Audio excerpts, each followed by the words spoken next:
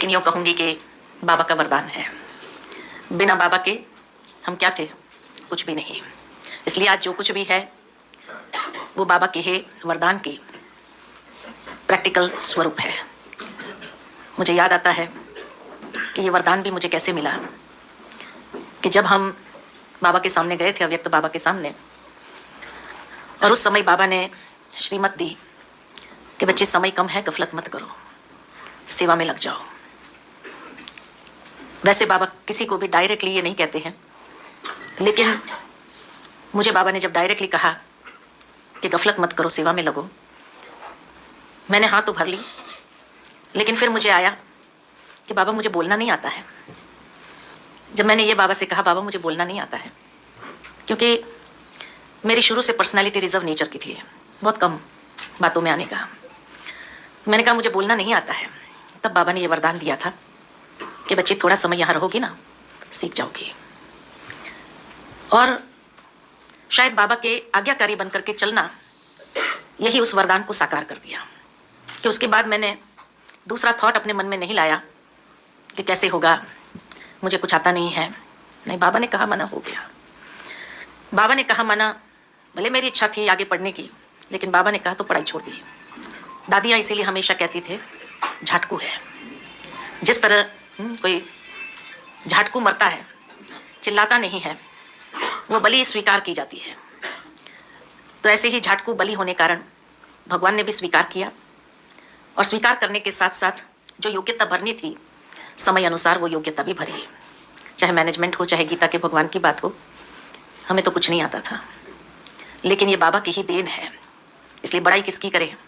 बाबा की, है ना। ये हमें भूलना नहीं चाहिए। आज भी बाबा ने मुरली में क्या कहा दादियों को? बाबा बाबा का। दादियाँ जब निकली तो बाबा बाबा करते रहे, और उस बाबा बाबा शब्द ने ही जैसे वारिस क्वालिटी बनाई। कितने वारिस बच्चे बाबा के उस समय निकले।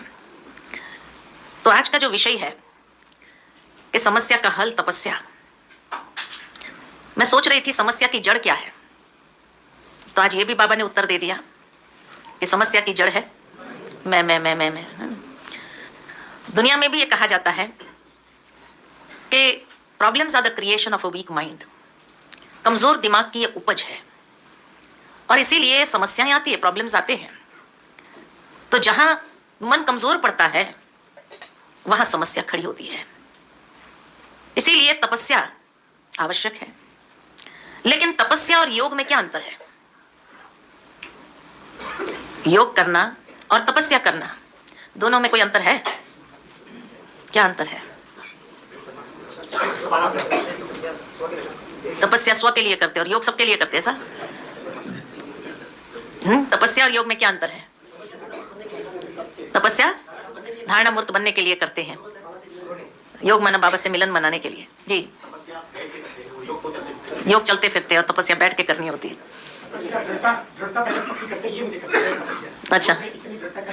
अच्छा, योग माना इजी, हाँ, और तपस्या माना जहाँ दृढ़ता हो। और भी कोई डेफिनेशन? तपस्या माना तपाना, और योग माना रो रिहान करना, हाँ, बाबा से शक्तियाँ लेना। तपस्या में शक्ति नहीं मिलती है, तपस्या में विकर्म भस्म होते हैं। अच्छा, और भी कुछ? योग एक सब्जेक्ट है, 4 सब्जेक्ट है हमारे, ज्ञान, योग, धारणा, सेवा। तो योग एक सब्जेक्ट है, जबकि तपस्या एक जीवन है, एक सब्जेक्ट नहीं है। यह जीवन है। हर पल तपस्या चलती है हमारी। कोई क्षण ऐसी नहीं जब तपस्या नहीं हो रही है। परंतु हमने उस बात को समझा ही नहीं कि तपस्या कैसे जीवन हो गई। योग जैसे कहा कि चलते फिरते उठते बैठते भी कर सकते हैं। तपस्या हर मोमेंट है। खाली बैठ के करना उसको तपस्या नहीं कहा जाता है, हर मोमेंट तपस्या है। इसीलिए चारों सब्जेक्ट मिलाकर तपस्या हो जाती है। ज्ञान युक्त, योग युक्त, युक्ति युक्त और सेवा युक्त, ये चारों मिलाकर तपस्या है। योग एक सब्जेक्ट है जहां बाबा से हम सर्व संबंध जोड़ करके बाबा से रुरिहान करते हैं, लेकिन तपस्या में सब कुछ आ जाता है। इसीलिए कहा जाता है तपस्या का आधार त्याग है। बिना त्याग के तपस्या नहीं हो सकती है। इसीलिए मैंने कहा कि तपस्या एक जीवन है, क्योंकि हर पल हम यही त्याग करने का प्रयत्न करते हैं, मैं और मेरा। दुनिया के अंदर स्थूल त्याग दिखाया गया है, लेकिन यहां बाबा ने हमसे बहुत सूक्ष्म त्याग करने के लिए कहा है। बाबा की मुझे वो 7 मुरलियां याद आती है त्याग के ऊपर, कि जिसमें कितनी सूक्ष्म से सूक्ष्म लेवल तक बाबा त्याग की बात करते करते करते लास्ट में कहा सर्वंश त्याग, है ना। तो इसीलिए कहा त्याग यही आधार है, यही फाउंडेशन है तपस्या का। दुनिया में भी आप देखो, कोई भी तपस्वी तभी कहलाता है जब उसने बहुत कुछ त्याग किया होता है, लेकिन उनका त्याग स्थूल है। इसीलिए कई बार कई लोग हमसे ये भी पूछ लेते हैं कि आप लोग तपस्वी कैसे अपने आप को कहते हैं, आप सब तो कोई जैनियों की तरह चलना नहीं होता है, ये नहीं करना होता है, वो नहीं करना होता, ऐसा नहीं करना होता है। तो तपस्या किस आधार पर है? लेकिन जो वो स्थूल त्याग भी करते हैं, उस स्थूल त्याग के लिए भी कहीं ना कहीं सूक्ष्म भाव है, परंतु डायरेक्ट सूक्ष्म भाव तक नहीं पहुंच सकते, तो वो वाया पहुंचते हैं। इसीलिए बाबा ने हम बच्चों को कहा, ये तपस्या का आधार जो त्याग है, जो सूक्ष्म से सूक्ष्म मैंपन और मेरापन। मैं समझती हूं कि प्रतिदिन की साकार मुरली, कभी भी बाबा की मुरली, कोई भी मुरली उठाकर देखो, बाबा कहते बच्चे देह अभिमान का त्याग करो, देह अभिमान को छोड़ो। सिंपल शब्द में कहते हैं साकार मुरली में, बहुत सरल लैंग्वेज बाबा की है कि बच्चे देह अभिमान को छोड़ो, आत्म अभिमानी बनो, देही अभिमानी बनो। बार बार बाबा हमारा ध्यान उसी की ओर खींचवाता है। तो इसलिए कहा कि त्याग इतना सूक्ष्म है, और जब ये त्याग करने की हिम्मत आती है स्वयं में, तब हमारी तपस्या आरंभ होती है। अगर ये त्याग करने की हिम्मत ना आए तो तपस्या प्रैक्टिकल में नहीं हो सकती है। तपस्या का मतलब ये नहीं कि मैं एक जगह 8 घंटा बैठ जाऊं, उसी को तपस्या कहे, नहीं। मैं 8 घंटा बैठ भी जाती हूं, लेकिन अगर अंदर में व्यर्थ चल रहा है तो कोई तपस्या नहीं है, it's a waste of time. इसलिए बाबा ने आज जो तपस्या की परिभाषा बताई है इनडायरेक्ट वे में, कि जहां समय, श्वास, संकल्प आपके सफल हो रहे हैं, एक एक सेकंड भी आपके संकल्प में समर्थी है, ये आपकी तपस्या है। अगर ये सब व्यर्थ में जा रहे हैं, दुनिया के लोगों के लिए हम तपस्वी नहीं कहते उनको, क्योंकि उनका व्यर्थ का खाता बहुत ज्यादा है। आज बाबा ने इसीलिए कहा, मैंने खाता देखा आप सबका, है ना, और क्या रिजल्ट अनाउंस किया बाबा ने, बहुत कम है। हम वर्णन तो कर लेते हैं कि हाँ मैंने ये किया, ये खाता भी मेरा जमा है, ये खाता, लेकिन बाबा ने इनडायरेक्ट देखा कि कहीं ना कहीं व्यर्थ का लीकेज ज्यादा है। इसलिए हम अपनी अवस्था बनाते हैं, सुबह अमृत वेला करेंगे, मुरली सुनेंगे, उसमें से कुछ प्रेरणा लेकर के यहां तक पहुंच जाएंगे, अवस्था को ऊंचा उठाएंगे, लेकिन फिर दिन भर में व्यर्थ चलता चलता चलता चलता क्या हो गया, जहां थे वहीं आ गए। फिर दूसरे दिन मेहनत करते हैं, यहां तक लाए, फिर सारा दिन व्यर्थ चला, व्यर्थ संकल्प, व्यर्थ शक्तियां गवाई, व्यर्थ श्वास गवाए, बस नीचे आ गया, है ना। तब बाबा ने ये सीजन की जितनी मुरली चलाई है, 4-5 मुरली अब तक जो चली है, उसमें बाबा ने जो विशेष अंडरलाइन कराई है, व्यर्थ का खाता समाप्त करो। व्यर्थ भी एक प्रकार की इंप्योरिटी कहा बाबा ने, व्यर्थ भी एक प्रकार की इंप्योरिटी है, और ये इंप्योरिटी हमारी तपस्या को फलीभूत नहीं होने दे रही है, क्योंकि जहां हम उसको सफल नहीं कर रहे हैं, व्यर्थ के खाते में ज्यादा जा रहा है, तो समस्याएं तो रोज खड़ी होनी है। समस्या का कारण ही क्या है?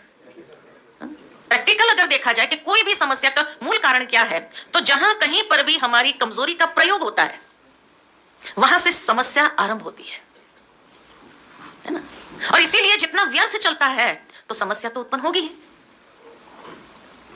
इसलिए सबसे पहली बात कि तपस्या किसको कहा जाए, तो बाबा ने उसकी परिभाषा बताई है, दृढ़ता संपन्न अभ्यास।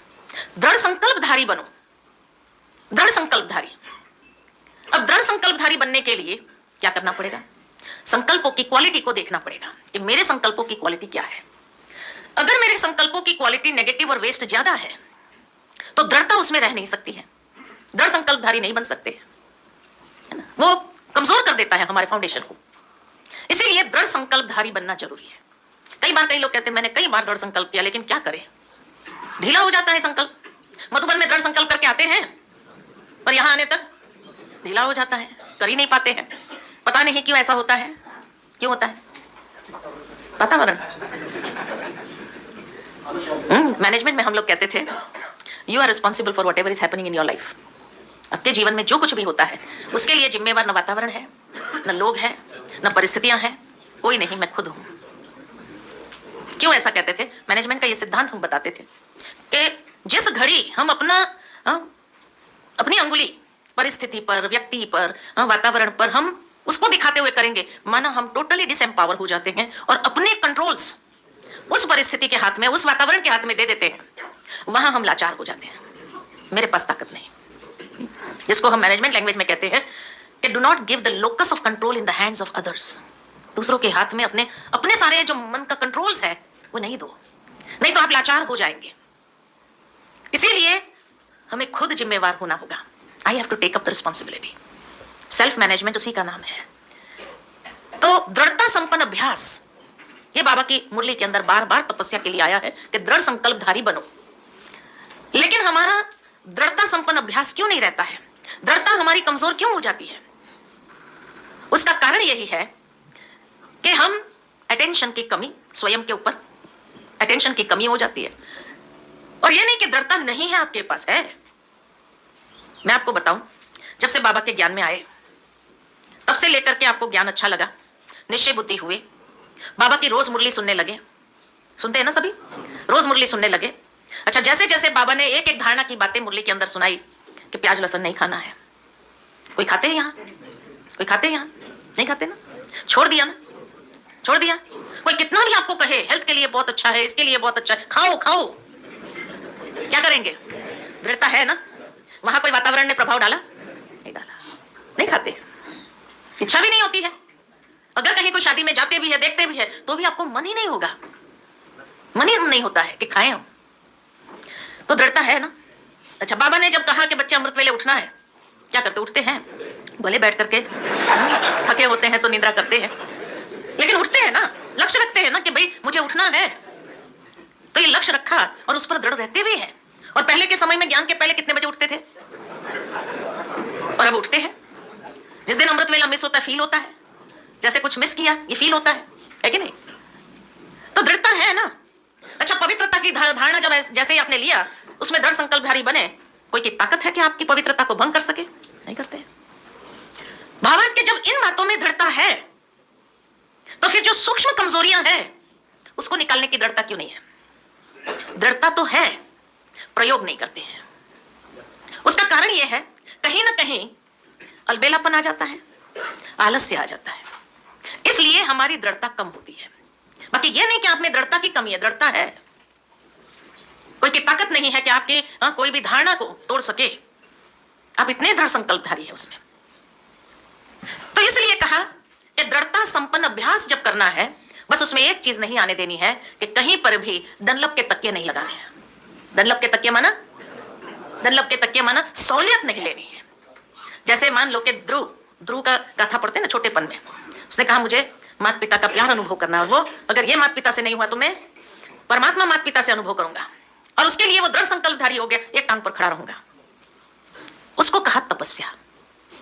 दृढ़ संकल्पधारी होकर के उसने अभ्यास किया उस चीज का। वहां कोई सहूलियत नहीं ली कि भाई सारा दिन तो मैं एक टांग पर खड़ा रहूंगा, रात को मैं सो जाऊंगा। नहीं कि भाई सारा समय तो मैं बाहर तपस्या करूंगा एक टांग पर खड़ा होकर, लेकिन बारिश आ गई तो मैं अंदर आकर के खड़ा हो जाऊंगा। कोई सहूलियत नहीं। जहां सहूलियत नहीं ली तो वहां उसकी तपस्या को भंग करने की किसी की ताकत नहीं रही। हम लोग सहूलियत ढूंढते हैं, थोड़ा सा ये हो जाए तो चलेगा, थोड़ा सा ऐसा हो जाए, थोड़ा सा वैसा हो जाए, है ना? तो जहां ये सहूलियत लेना चालू किया, वहां धीरे धीरे आलस अलबेलापन जरूर आ जाता है। तो ये डनलप के तकिए हम लगाने लगते हैं, इसलिए हमारी तपस्या भंग होती है ना? तो दृढ़ संकल्पधारी हो जाना, जैसे रामायण के अंदर दिखाया कि भाई वो अंगद गया रावण के दरबार में और पैर जमा दिया उसने, और जमा कर कहा कि इसको हिलाकर दिखाओ। अगर हे रावण तूने हिला दिया तो सीता मैया तेरी। कमिटमेंट कर दिया एकदम। सारे यहां मंदिर से ना पूरा हक्के बक्के रहे, ये क्या बोल रहा है अंगद, है ना? ऐसा थोड़ी करना चाहिए। और अगर रावण ने पैर हिला दिया तो क्या होगा? ये कहा सीता मैया तेरी। रावण हंसता है, अरे वानर, तेरे को तो मैं क्या हिलाऊं, मेरे सारे महारथी तेरे को हिला देंगे, तो हिलाकर दिखाओ। एक एक करके उसके दरबार के महारथी आए हिलाने के लिए, कोई नहीं हिला सका। रावण थोड़ा ये हो गया, अरे कोई नहीं हिला सकता है। तो वो खुद उठता है और खुद उठ करके जैसे ही जाता है उसके पैर पकड़ने के लिए, जोर से पैर हिला दिया खुद ही, और कहा अरे पैर पकड़ना है तो श्री राम के पकड़ो, मेरे क्यों पकड़ रहा है? युक्ति युक्त है ना? हिला दिया तो सीता मैया दे देनी पड़ेगी, और मेरा पैर क्यों पकड़ रहा है? उसका पैर पकड़ तुम, जो तेरा वो कल्याण करेंगे, उद्धार करेंगे। तो बुद्धि रूपी पैर को जहां जमा दिया वहां से कोई हिला नहीं सकता है। यह है तपस्या हमारी। 1 घंटे की नहीं होती है, लाइफ टाइम की है। ये लाइफ टाइम की है, इसलिए कहा तपस्या एक जीवन है, योग एक सब्जेक्ट है ना? फिर जब वो आया सारे वानर उसको घेर लिया, अरे तो ऐसा कैसा बोल सकता है? तो कहा देख पैर रखना काम मेरा, हिले ना हिले वो उसका काम। इतना विश्वास, इतना विश्वास, इतना निश्चय बुद्धि कि कोई हिला ना सके हमारे उस दृढ़ता को, इतना निश्चय पक्का हो, कोई हिला करके तो दिखाए। तो निश्चय बुद्धि विजयती, दृढ़ता में सफलता है। आज बाबा ने स्लोगन दूसरा कहा, सफल करो और सफलता लो, लेकिन दृढ़ता में सफलता भी है। तो जहां बुद्धि को जमा दिया एक दृढ़ संकल्प में, वहां से कोई हिला नहीं सकता है। माया क्या रावण भी आ जाए तो भी हिला नहीं सकता। एक मुरली में बाबा ने कहा, रावण तो क्या रावण का बाप भी आ जाए ना तो भी हिला नहीं सकता। रावण का बाप कौन है? रावण का बाप कौन है पता है? शिव बाबा है, क्योंकि रावण सबसे बड़ा भक्त था शिव का, है ना। यानी स्वयं साक्षात परमात्मा मेरी टेस्ट लेने आ जाए, वो भी मुझे उस दृढ़ संकल्प से हिला ना सके, उसको कहा जाता है तपस्या। ये तपस्या। दूसरा तपस्या माना एकाग्रता पूर्ण अभ्यास, उसमें एकाग्र हो जाए। बाबा की एक मुरली मुझे याद आती है जिसमें बाबा ने तपस्या की परिभाषा बताते हुए कहा, इकोनॉमी, एक नामी और एकाग्रता। इकोनॉमी हो, व्यर्थ ना जाए मेरे समय संकल्प श्वास, ये व्यर्थ ना जाए। एक नामी हो, एक के अंत में समाना है। एकांत उसी को कहा, एक के अंत में समा जाए, एक नामी। और एकाग्रता पूर्ण अभ्यास, यानी मन बुद्धि हमारी कहीं भटके नहीं।